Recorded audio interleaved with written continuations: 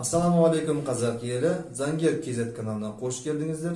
Сіздермен бірге Заңгер Шыныбаев Марғұлан. Бүгінгі тақырып несие туралы болады.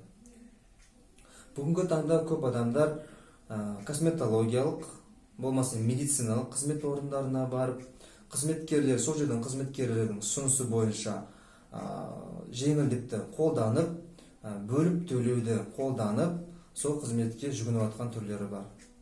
Кейін бұл қызмет ұнамай қалған кезде, болмаса шартты бұзуға келген кезде үлкен бір проблемалар туындайды. Бізге көп адамдар келіп заң кеңесін алып жатыр. Соның ішінде мысалға айтатын болсақ, қызмет 500 мың болса, бөліп төлеуге 300 мыңға ұсыныс жасайды. Әрине, оны елдер ұнатады, 300 мыңға бөліп төлеуге қол қояды шартқа, уақыт өтеді, шартты бұзу керек болады.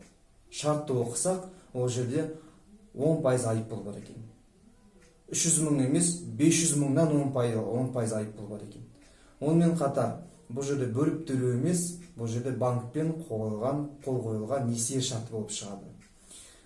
Енді шартты бұзатын болсақ, ол жерде қайтарылатын сомасы 200-300 мың болады, қалған сомасы банктың жаңа пайыз болып табылады. Сондықтан осындай келеңсіз жағдайларға ұшырап жатқан жағдайлар бар. Сіздерге айтарым, абай болыңыздар, шартқа қол қояр кезде мұқият түрде оқыңыздар. Егер керек болса заңгердің көмегіне жүгініңіздер. Сұрақтарыңыз болса жазыңыздар, каналға тіркеліңіздер, комментарий жазуды ұмытпаңыздар. Қош, сау болыңыздар.